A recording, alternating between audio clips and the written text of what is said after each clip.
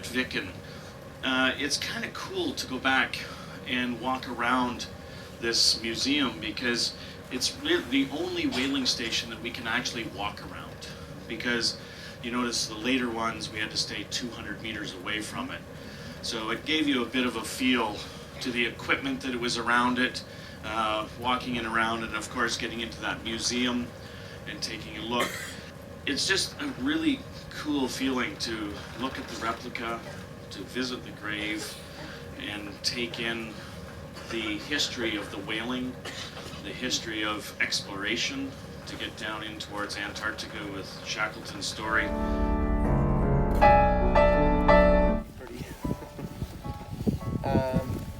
There's lots of graves that are unmarked, and they're from pre-whaling days, because the sealers were here before the whalers. So that's where the name of the Grytviken comes from, the sealers before the whalers. And there's a lot of graves over there also that have the same date, because there was a tuberculosis outbreak in the whaling station, and a number of men died.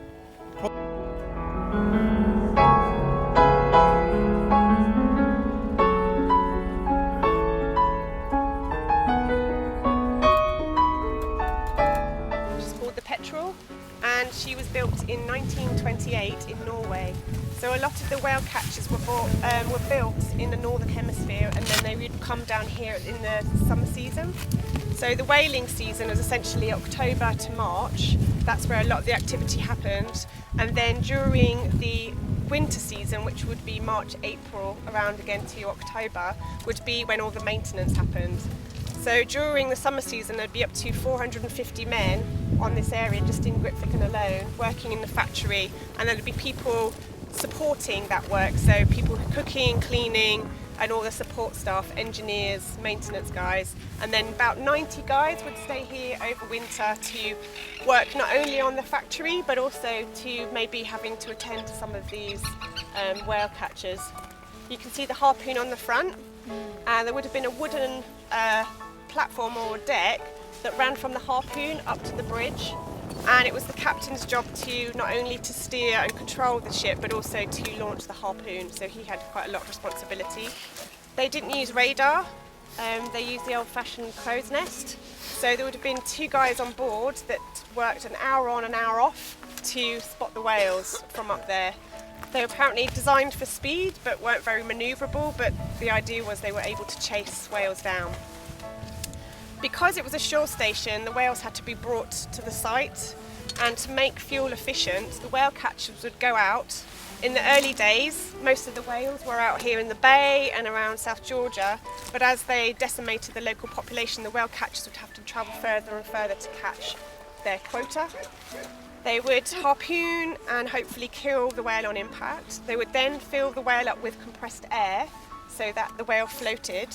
They would put a flag in the whale, and then they would carry on and go and kill and collect more whales. And then when it got the full quota of about 10 to 14, the ship was capable of catching and towing 7 whales down each side, so up to 14 whales depending on their size. Then they would bring that quota in, and the whales would be processed one by one on site. So they had quite an important job to do, and they would be out in all weathers. So about 10, 12 men would be working on these ships all through the summer, so quite full on. In order to make sure the ships were maintained and the factory was maintained, they needed a huge support network here on the site. So South Georgia doesn't have any coal, it hasn't got any oil, there's no space to grow crops or feed animals, so everything had to be brought in. They had to be self-sustainable here on this little island, and especially here in Grytviken. Of course, we went into Fortuna Bay, which you've got the feel of maybe what it was like to be in a little bit of rough weather, winds, waves, but that was your first time on shore with king penguins, and for a lot of people it was pretty amazing to get out and do that walk, see the king penguins, and to see some of those fantastic sights. To get to Fortuna Bay, it is a fantastic spot. We were able to find a nice spot to stay away from the fur seals, and get in. And whenever I can get sights of this site, it makes my day, makes my trip, because it's a very difficult site to get to. We went in under near perfect conditions. We had a lot of swell, which the guys from and girls from Fortuna had to fight the night before, but also fight then, but at 6 o'clock in the morning. And it was, and I think once again we should, for the drivers and the catchers and everything else that were able to get you to these sites in South Georgia, thank you very much, team, because it's a lot of effort. When you look at your photographs, look at those patterns of the browns and the whites and the blacks, and it's just, and especially if you can isolate into the middle of it and look at the collage that you see through that colony, is just amazing.